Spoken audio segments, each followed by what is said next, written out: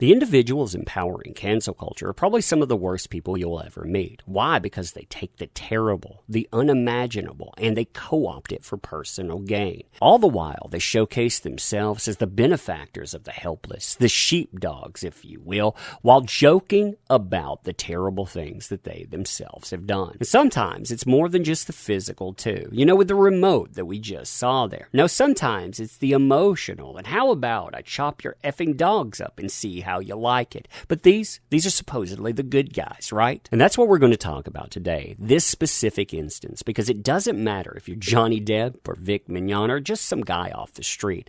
Due process matters. And when people are listening and believing and they're removing someone's life and livelihood, you got to ask yourself, who are you listening to and what skeletons are they possibly trying to hide? So hey there, and please excuse the cellular device. I was trying to ring up that person's conscience, but apparently there's no one home. Now, when discussing the subjects of due process and advocacy, I want to make something crystal clear. These subjects actually matter, to the point that when you have someone out here that is throwing around accusation alone, that doesn't help. In fact, more times than not, that creates more victims. Now, I haven't talked about Ron Toye in quite some time. In fact, I don't really enjoy doing that. See, I don't know the man at all, so I can't say anything about him individually. But what I've seen from afar, it says he's not a good person at all.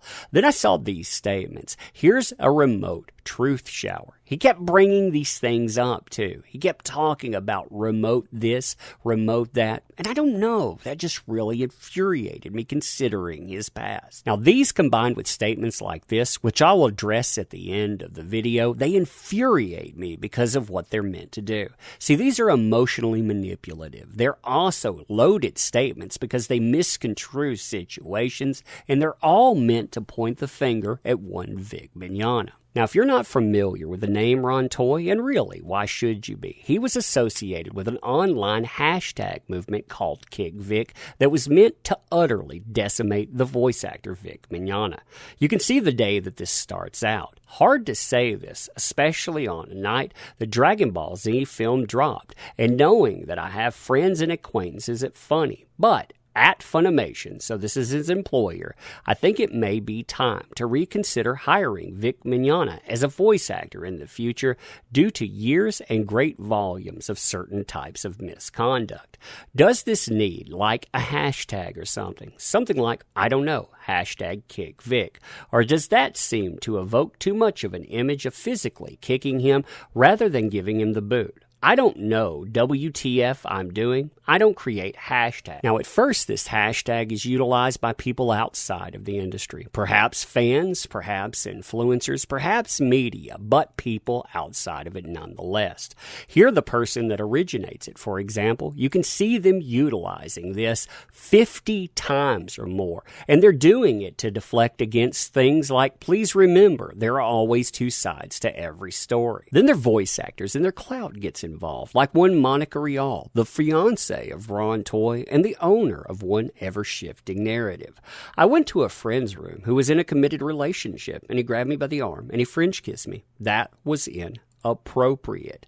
In the mid-aughts, we were at a convention together. He grabbed me by the arm and kissed me in his hotel room. I was frozen. You may wonder why I didn't yell or scream or try to push him away. I was scared. Why? Because I was ARPed as a teenager, and I learned that sometimes fighting back makes it worse. So you see the addition of that word there. Then you have the addition of words like assault added in later on, and then you have this. As they watch the video, she says, Mignogna grabbed her by the arms and kissed her aggressively, including putting his tongue inside of her mouth. She tried to pull away, only to have him pull her back. She told IO9 she felt scared and frozen, like a board. Then things escalated. Charlotte said Mignogna backed her up to the bed and she fell down, important to note there. Then he got on top of her. Soon after, a friend came to check on them and they immediately got off the bed. Okay, until you get to the actual trial here. Plaintiff played the video as promised while defendant stood to watch the video. But plaintiff soon grabbed defendant by the upper arms and began aggressively kissing defendant. Defendant attempted to resist, but plaintiff physically restrained defendant and pushed defendant. Not she failed, pushed backward toward the bed. Plaintiff climbed on the defendant and held her down as he continued to aggressively kiss defendant. Now, behind the scenes, Ron Toye and Monica Rial are doing some pretty shady stuff, like contacting conventions, for example, saying that Mignogna, he's going to be arrested soon because he's assaulted 3 close friends of his, and if you don't listen to us, we're going to pull sponsorship, we're going to do a walkout, we're going to hurt you financially. Now, as Ron Toye is pointing the finger, his own past comes to light, and the transgressions within he actually admits to. Quote, in the beginning of our relationship, Ron was the perfect gentleman. He had my family, friends, and me fooled. Slowly, he began to show his anger, control, and manipulation problems. This year, his problems have come to a climax. I've become scared of his personality and the things of which he is capable of doing. On March 31st, 2012, Ron Blank and I were sitting on a couch in the living room.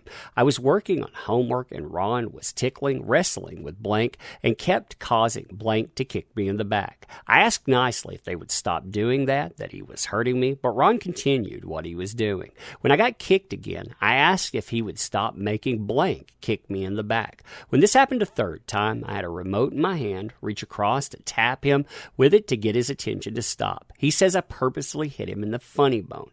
After this, he lost his temper with me in front of Blank. He took the remote away from me and stood above me sitting on the couch. He then said, you tell me how this effing feels, then from above me, reared back and hit me with the remote. Even though the instances of physical abuse are small, his emotional abuse has been extremely continuous. He has cussed me out, called me names, charged at me, and threatened me and my family, and has done even some of the things in front of my son. He has threatened me with my life, our money, our home, and my dogs. Pretty much anything he knows that I love or rely on, he has threatened me with. One of the voicemails I have saved shows exactly this bullying and threatening nature. I have saved it in an email under 7/2/2012. If I were you, it reads, I would call me back pretty effing quick because I told you about hanging up on me, okay? It's not like you do a lot or you have to do a lot, seeing as that you are afforded the opportunity to stay effing home. So if I need you to come and get me, guess what that means? You effing come and get me. Otherwise, I will take your car and you can effing hitchhike and figure out how to get around because I pay all the effing bills. I don't like to be hung up on. You don't like fights. Don't do stuff to provoke me. You know you effing provoke me when you hang up on me, okay? I didn't ask you to do anything for your mom. Your mom has another daughter who lives with her named Blank who can pick her up. I don't give a blank about your sister. I need to get something taken care of. Don't effing hang up on me again or you can effing walk. On October the 15th, before he was served from his ex-wife, and the same day, I decided to have lunch with my dad about my decision to divorce Ron. His angry attentions were on me. He was upset about something, and when I refused to answer the phone at school, he left me a voicemail in which he stated, Blank, unless you truly want a divorce, you need to answer the phone. I am being more than lenient. I'm just trying to talk this thing out considering what you effing did. And if you think, poor you, how about I chop your effing dogs up and see how you like it? How about I chop your effing dogs up and see if you like it? Later that day, he was served with a protection order from his ex-wife and a suit to modify parent-child relations. He was livid. When I got home, I saw that he had kicked a hole completely through one of our walls, picture attached. He had mentioned something on the phone about killing her, so I decided to start recording after I got home. He shows what his intentions are when people get in his way.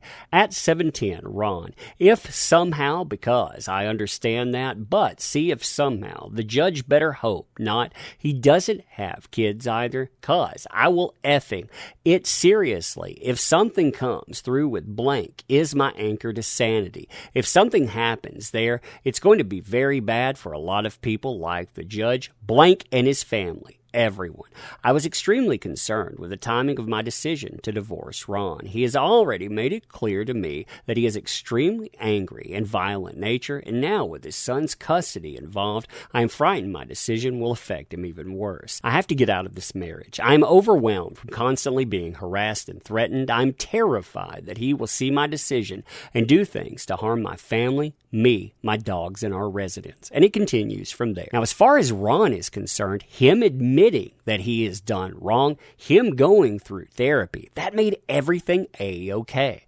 I know you all hate to see this, but it's important. I was a mean jerk. All of that, he's a mean jerk, and there's no excuses for that behavior. But if someone works hard, doesn't make excuses, and admits to constant improvement, they can earn trust and respect back. It's more valuable than anything. And I do say there has to be a road to redemption. So yes, I'm not trying to take that away. That being said, is this self-improvement. I'm doing this to bring down the remote of truth. Here's a remote of truth for you. You're making light of the situation that you were involved in, harming other people, while also trying to throw someone under the bus because, oh my God, that 14-year-old. Now, as far as the statements about 14-year-olds are concerned, I want you to imagine a scenario with me. You're a 14-year-old. You decide you're going to go out and you're going to meet that voice actor that's behind your favorite thing. So you save up money not only to go to a convention, but to meet voice actors and all. And when you're excited, you want a hug from them, you want a peck on the cheek,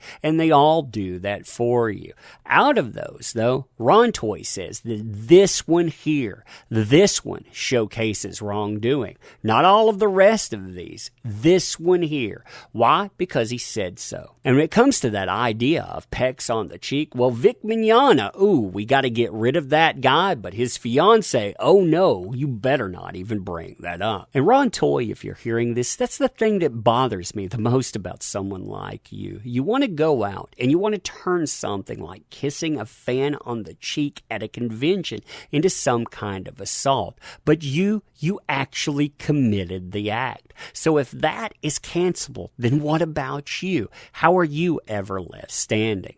Now, of course, you can't hear that. And I'm not advocating for you to be canceled either. I'm trying to say, in this world that you're creating, you aren't remedying abuse. You're creating more victims. But anyway, you folks tell me what you think. And this subject, it infuriates me so much. Now, in closing, I normally talk about my comic book, and the link is in the description. Definitely check it out. And I do want to thank you folks, but this subject, it infuriates me. Why? Because I worked with victims for years. That's not a pat on my back in any way. In fact, I burned out on it because I couldn't work with any more of these stories because they were so horrifying. So to see somebody like this manipulating those circumstances, saying a kiss on the cheek is the same as those terrible, terrible things, it really makes me mad. So I'm going to leave this at that. Again, I always do want to thank you at the end, so I do have to say that. But I mean, really, think about what these people are doing to society. And how long do we allow this before we say, yo, that's enough. That is enough. Stop.